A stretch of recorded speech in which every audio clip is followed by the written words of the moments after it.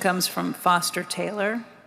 At the 2010 Berkshire annual meeting, you said the one question that you would ask of the Berkshire CEO would be about the distribution of cash to shareholders as the Berkshire cash pile grows larger and larger. So let me ask that question. Do you still feel confident of the future prospects for our over $100 billion in cash on hand, or are we getting closer to cash distributions?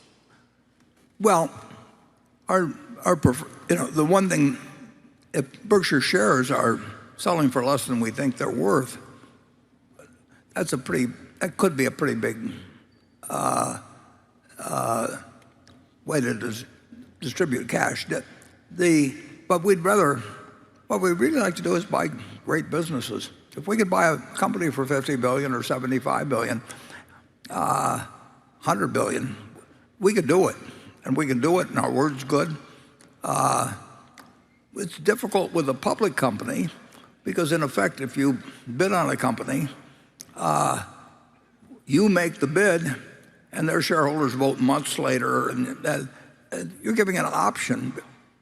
If we're good for it, and the other guy has a way to top you, or all kinds of things, they can get out of it, and you get paid 2% for that or 1% for that. That is not an appropriate price. And on the other hand, Delaware will decide whether they should do it or not. And that's the way the world is. I mean, that's the law.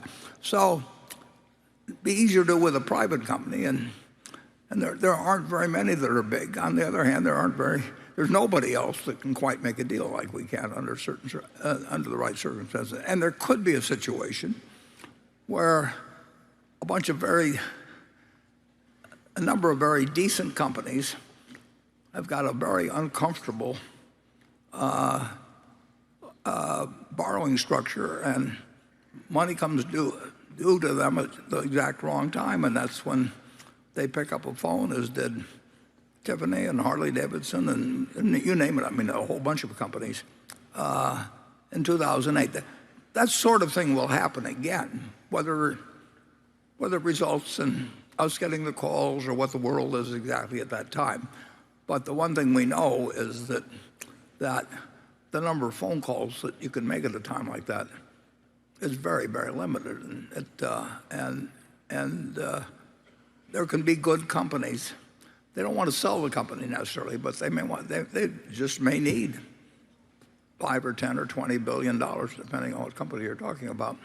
And that can happen, and our own shareholders can be selling the stock too cheap, and we'll never do anything to make them sell it cheap, and we'll tell them the truth about what the business is. But if market circumstances result in us being able to buy in $50 billion of our own stock, we'll buy it.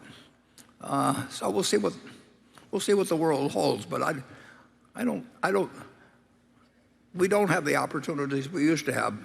But we've got enough, and we're making money with the things we have. It isn't killing us to hold 130 billion of bills at 5% plus bond equivalent yields. And everybody says, well, yields are going to go down in the future. I don't have the faintest idea what yields are going to do in the future. And the prime rate was 21.5% in 1981 or 2, and people were worried that it was going to go totally spin out of control. And Volcker kept it from happening. But if Volcker hadn't been in there, who the hell knows what would have happened. So we're running Berkshire so that we'll do okay, and maybe we'll do a little bit better than okay. Charlie?